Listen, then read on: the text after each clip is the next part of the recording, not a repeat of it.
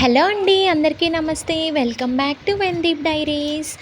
చాలా డేస్ అయిపోతుంది కదండీ లాంగ్ వీడియో పెట్టి. ఇదిగోండి మళ్ళీ నేనైతే ఇంకొక లాంగ్ వీడియో అయితే వచ్చేసాను.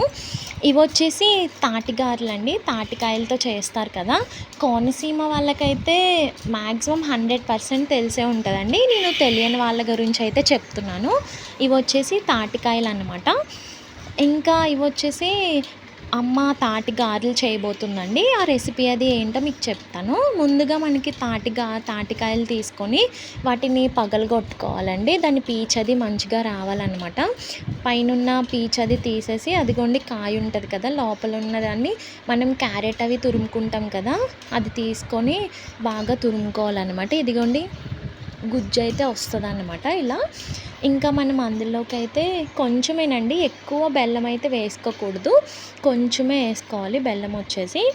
అంటే ఎవరి టేస్ట్ తగ్గట్టు వాళ్ళకుంటది. కానీ దీంట్లో అయితే ఎక్కువ బెల్లం అయితే వేసుకోనవసరం లేదు. మరీ హెవీ స్వీట్ ఉంటే ఇవి అస్సలకి తినలేమనమాట. ఇదిగోండి కొంచెం బెల్లం ఏసుకొని ఇంకా 2 కప్స్ ఆఫ్ రవ్వేసుకోవాలండి. రవ్వేసుకున్న తర్వాత ఒక పించ్ ఆఫ్ సాల్ట్ ఏసుకోవాలనమాట. ఎక్కువ వేసుకోకూడదు. ఇదిగోండి నేనైతే ఇక్కడ రవ్వ కలుపుతున్నాననమాట.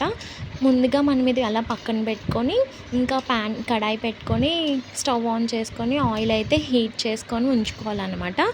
అంతలోపు అది హీట్ అయ్యేలోపు ఇక్కడొచ్చేసి అదిగోండి అమ్మ అయితే మిక్స్ చేస్తుందండి మొత్తం అంతా కూడా. బాగా మిక్స్ చేసుకోవాలండి. అప్పుడే మనకి వస్తాయన్నమాట గారెలు కూడా.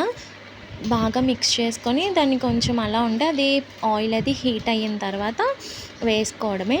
ఇవొచ్చేసి మాక్సిమం కొంతమందికైతే తెలియకపోవచ్చండి. కోనసీమలో ఉంటున్న వాళ్ళకైతే మన గోదావరోళ్ళు స్పెషల్ పక్కా తెలుస్తది. ఇది మాత్రం ఒక 3-4 డేస్ అయితే స్టాక్‌లో పెట్టుకోవచ్చండి. బావుంటది.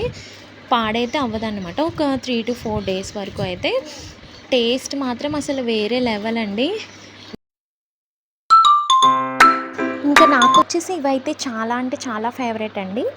ఇదిగోండి మనకి అవి గారి షేప్ అది మంచిగా రావాలంటే ఆయిల్ అది తడి చేసుకుంటూ వేయాలండి. లేకపోతే అదొచ్చేసి షేప్ అది సరిగ్గా రాదనమాట. విడిపోతది. ఇదిగోండి చూస్తున్నారు కదా! అలా వేసుకోవాలనమాట.